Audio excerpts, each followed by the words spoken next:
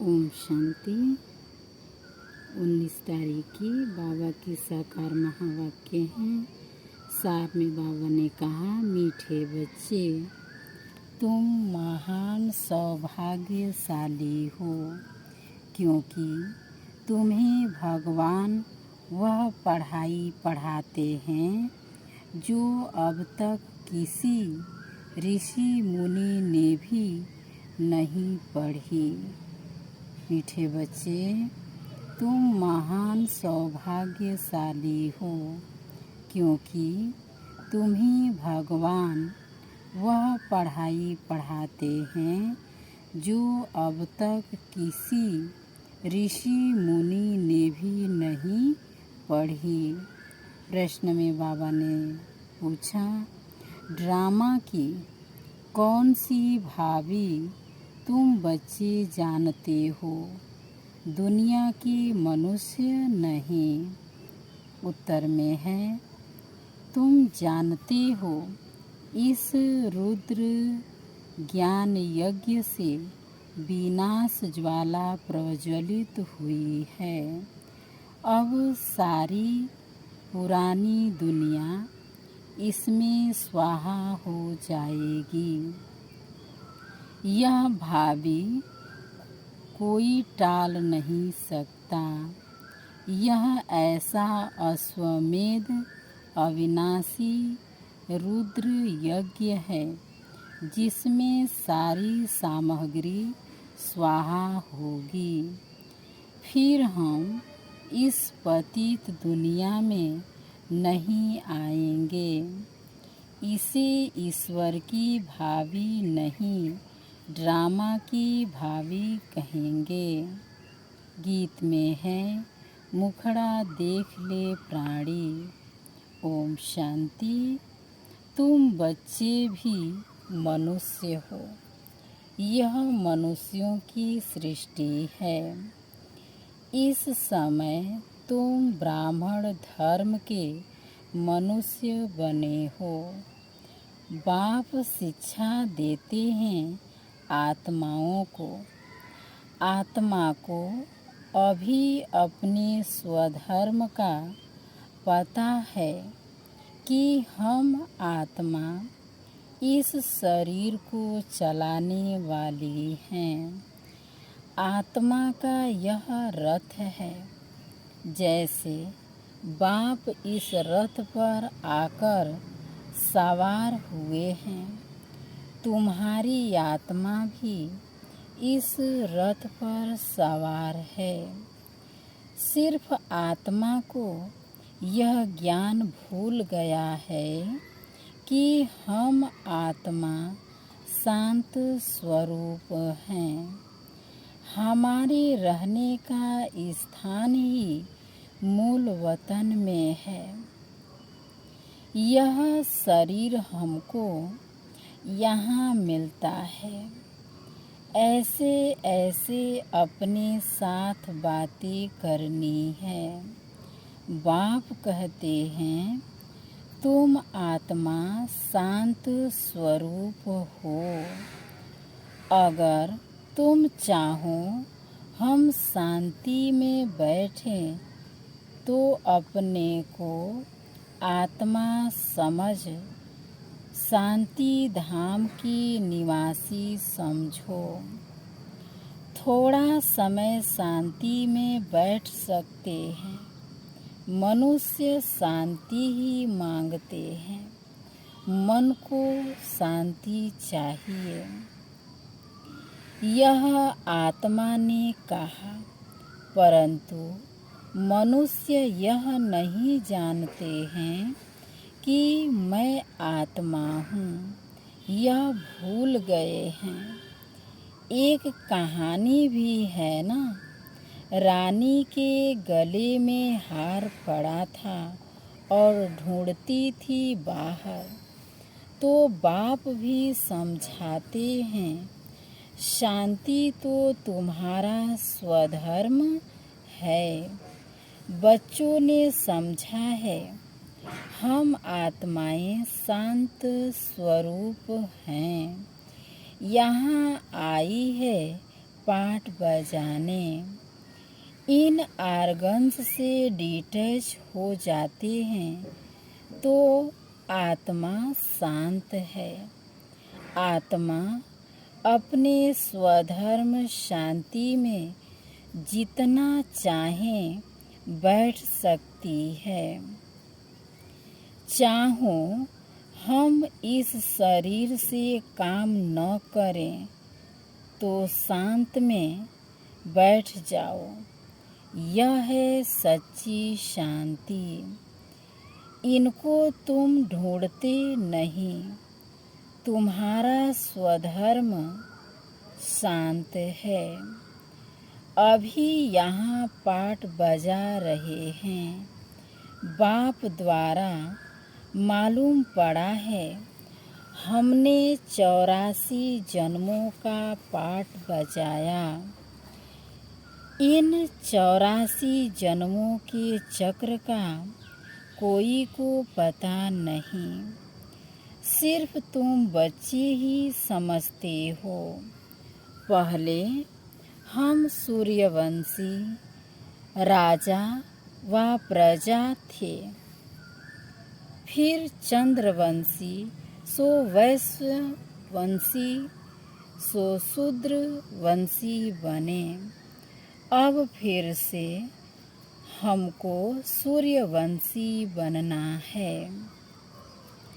तुम बच्चे सृष्टि के आदि मध्य अंत को जान गए हो।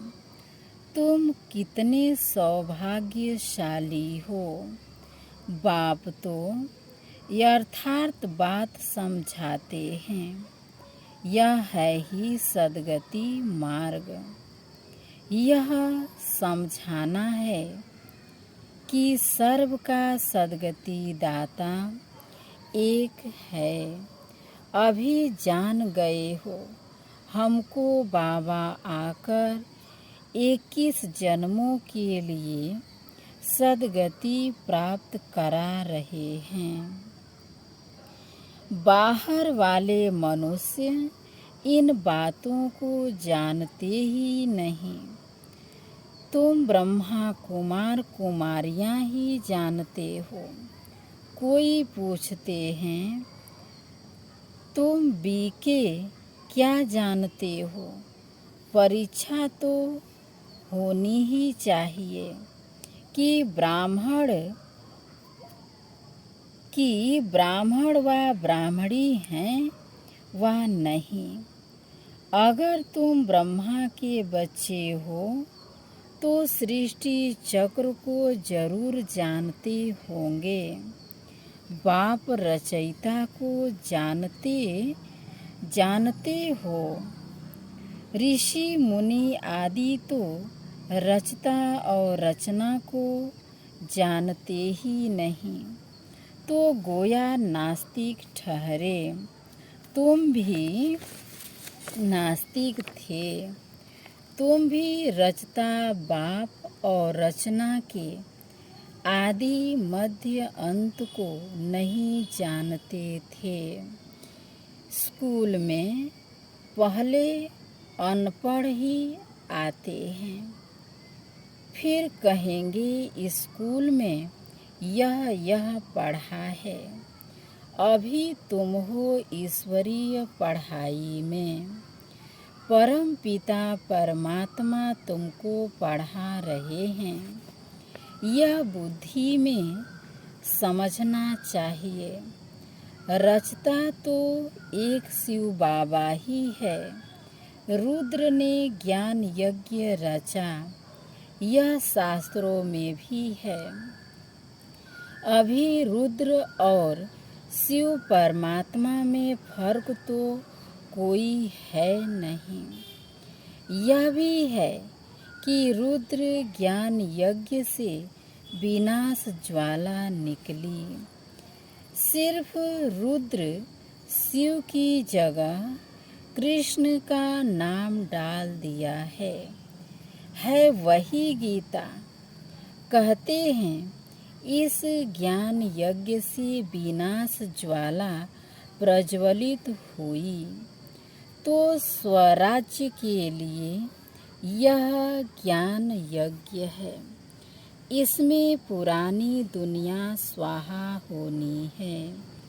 यज्ञ में सारी आहुति अर्थात सामग्री डालते हैं, सब स्वाहा कर देते हैं।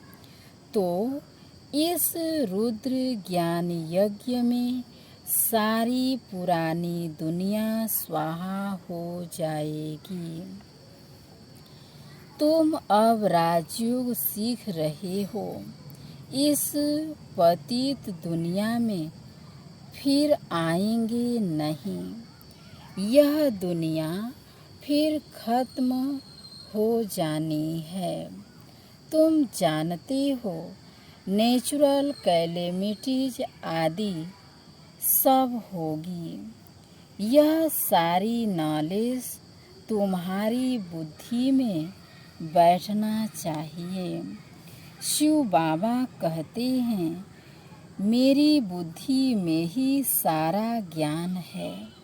बाप सत्य है, चैतन्य है, ज्ञान का सागर है। सृष्टि के आदि मध्य अंत को जानते हैं। ऋषि मुनि तो कहते हैं, हम रचता और रचना को नहीं जानते। तुमसे कोई पूछेंगे, तुमको क्या मिला है? बोलो। जिसको बड़े बड़े ऋषि मुनि आदि कहते थे कि हम रचता और रचना के आदि मध्य अंत को नहीं जानते हैं, सो हम जानते हैं। रचता बाप के सिवाय रचना के आदि मध्य अंत का राज कोई समझा नहीं सकता। रचता ही समझाएंगे। तुमको मालूम है मक्खियों की भी रानी होती है। रानी के साथ पीछे पीछे सब मक्खियाँ जाती है। रानी अर्थात माँ के साथ उनका कितना संबंध है। बेहद का बाप भी आते हैं तो सभी बच्चों को साथ ले जाते हैं।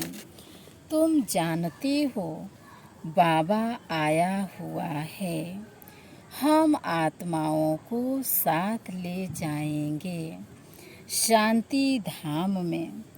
फिर से हमारा सतयुग का पाठ शुरू होगा। जिस पाठ बजाने के लिए तुम यह देवी देवता पद पा रहे हो, यहाँ तुम आते ही हो मनुष्य से देवता पद पाने। सब गुण यहाँ धारण करने हैं। इन लक्ष्मी नारायण जैसा बनना है। इनको दिव्य दृष्टि के सिवाय कोई देख न सके। अभी तुम जानते हो हम सूर्यवंशी देवता बनेंगे। तुम्हारी बुद्धि में है कि स्वर्ग की राजधानी कैसे स्थापन होती है। सतयुग में था ही देवताओं का राज्य, परंतु देवताओं के राज्य में भी फिर राक्षस आदि दिखाए हैं। यह कोई जानते ही नहीं भारत कितना पवित्र था। महिमा भी गाते हैं सर्वगुण संपन्न। उन्हों के आगे माथा भी टेकते हैं। मंदिर भी बहुत बने हुए हैं, परंतु यह पता नहीं कि आदि सनातन देवी देवता धर्म सतयुग का कब और कैसे स्थापन हुआ। भारत जो इतना ऊंच था वह नीच कैसे बना, यह किसको भी पता नहीं है। कहते हैं यह भाभी बनी बनाई है, किसकी भाभी है वह भी नहीं समझते। ड्रामा की भाभी समझे तो समझ में आए। ड्रामा का रचयिता, क्रिएटर, डायरेक्टर कौन है, सिर्फ कह देते ईश्वर की भाभी। ड्रामा कहने से ड्रामा के आदि मध्य अंत को जानना चाहिए। सिर्फ किताब पढ़ने से ड्रामा का पता नहीं पड़ सकता है, जब तक जाकर कोई ड्रामा देखे नहीं। जैसे अखबार में भी पढ़ा था, एक कृष्ण चरित्र का ड्रामा बना हुआ है, परंतु देखने बिगर कोई समझ थोड़े ही सकता है। देखेंगे तब समझेंगे ड्रामा में यह सब होना है। तुम बच्चे भी ड्रामा को अभी समझते हो। मनुष्य कहते हैं वर्ल्ड की हिस्ट्री ज्योग्राफी का यह चक्र फिरता रहता है, परंतु कैसे फिरता है यह किसको पता ही नहीं। नाम भी लिखे हुए हैं, सतयुग, त्रेता, द्वापर, कलयुग, फिर संगम युग, परंतु मनुष्यों ने समझ लिया है युगे युगे आते हैं। सतयुग त्रेता का भी संगम होता है, परंतु उस संगम का कोई महत्व नहीं है, वहाँ तो कुछ होता नहीं। यह बातें तुम जानते हो। सतयुगी सूर्यवंशियों ने फिर चंद्रवंशियों को राज्य कैसे दिया? ऐसे नहीं कि चंद्रवंशियों ने सूर्यवंशियों पर जीत पाई, नहीं। जो चंद्रवंशी का राजा होता है तो सूर्यवंशी राजा रानी उनको राज्य भाग्य का तिलक दे तख्त पर बिठाते हैं। राजा राम, रानी सीता का टाइटल मिलता है। किसने दिया? कहेंगे सूर्यवंशियों ने ट्रांसफर किया, अब तुम राज्य करो। जो सीन तुम बच्चों ने साक्षात्कार में देखी है, बाकी कोई लड़ाई आदि नहीं लगती है। जैसे किसको राजाई दी जाती है वैसे देते हैं। उन्हों के पैर आदि धोकर उनको राज्य तिलक देते हैं। वहाँ कोई गुरु गोसाई तो होते नहीं हैं। अब तुम बच्चों की बुद्धि में है, हम दैवी स्वभाव वाले बनते हैं। सूर्यवंशी चंद्रवंशी राज्य में हम कितने सुखी होंगे। बाबा हमको दुख से निकाल सुख में ले जाते हैं और कोई सुखी बना न सके। साधु लोग खुद भी चाहते हैं हम शांति धाम में जाएं। बाप कहते हैं मैं इन साधुओं आदि का भी उद्धार कर सबको शांति धाम में ले जाता हूँ। सन्यासी तो आते ही द्वापर में हैं। स्वर्ग में हम देवताएं ही रहते हैं, वहाँ भी सेक्शन अलग अलग है। सूर्यवंशियों का अलग, चंद्रवंशियों का अलग। फिर बाद में इस्लामी, बौद्धी, सन्यासी आदि जो भी आते हैं, सबका सेक्शन अलग अलग बना हुआ है। जब हम राज्य करते थे तो दूसरा कोई था नहीं। मूल वतन में भी ऐसी माला नंबरवार बनी हुई है। आदि सनातन देवी देवता धर्म वालों की है पहली बिरादरी। फिर और बिरादरियां निकलती है। यह बिरादरी है बड़े ते बड़ी, और दूसरे जो धर्म स्थापक आते हैं सब उनसे निकले हुए हैं।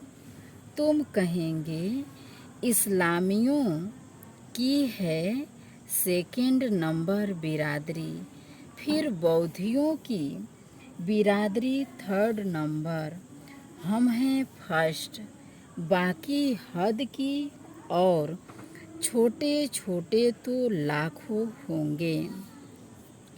यहाँ तो मुख्य है 4 बिरादरियाँ। पहले पहले हम आते हैं, फिर इस्लामी, बौद्धी, क्रिश्चियन आदि आते हैं।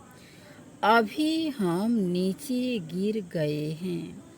हमको ही 84 जन्म ले पाठ बजाना पड़ता है। जो अभी लास्ट में हैं वही फिर फर्स्ट में होंगे। देवी देवताएं अब पतित होने के कारण अपने को देवी देवता कहला नहीं सकते। देवताओं को तो पूजते हैं, इससे सिद्ध है उन्हों की बिरादरी के हैं। सिख लोग गुरु नानक को मानते हैं, उनकी बिरादरी के हैं। सतयुग में पहला नंबर हमारी बिरादरी है।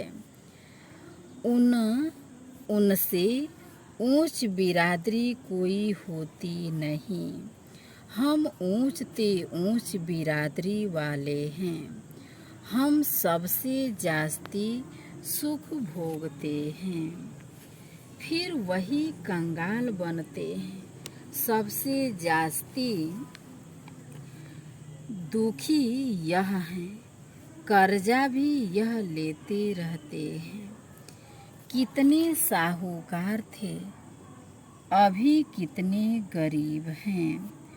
सब कुछ गंवा बैठे हैं, यह है ही दुख धाम।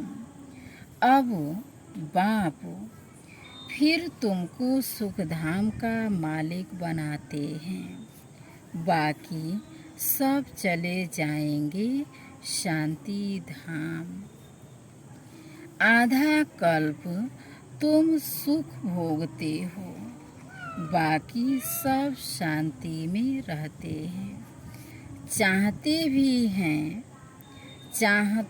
भी हैं हम मुक्ति में जाएं। सुख को काग विष्टा समान समझते हैं, उनको सुख धाम का अनुभव ही नहीं है। तुमको अनुभव है, महिमा भी गाते हैं, परंतु पतित होने के कारण भूल गए हैं। अब बाप याद दिलाते हैं, हे भारतवासी, तुम देवी देवता धर्म के हो। द्वापर से नाम बदली कर दिया है। देवता धर्म वाले ही पतित बन गए। गाते भी रहते हैं, हे पतित पावन आओ। बाप ने बताया है तुम कितने जन्म पावन दुनिया में थे, कितने जन्म पतित दुनिया में हैं। अब फिर पावन दुनिया में जाना है। यह पाठशालाओं की पाठशाला है, यज्ञों का यज्ञ है। सारी पुरानी दुनिया इसमें खत्म होनी है। होलिका जलाते हैं। यह सब पर्व अभी के हैं। आत्मा चली जाएगी, बाकी शरीर खत्म हो जाएंगे। यह नॉलेज कोई सन्यासी आदि दे न सके। गीता में भी कुछ है, परंतु आटे में लून यानी नमक। ज्ञान प्रायः लोप हो जाता है। शिव बाबा कहते हैं, हमने यह यज्ञ रचा है। इनमें तन मन धन सब स्वाहा करते हो, जीते जी मरते हो। यह ज्ञान तुमको अभी मिल रहा है।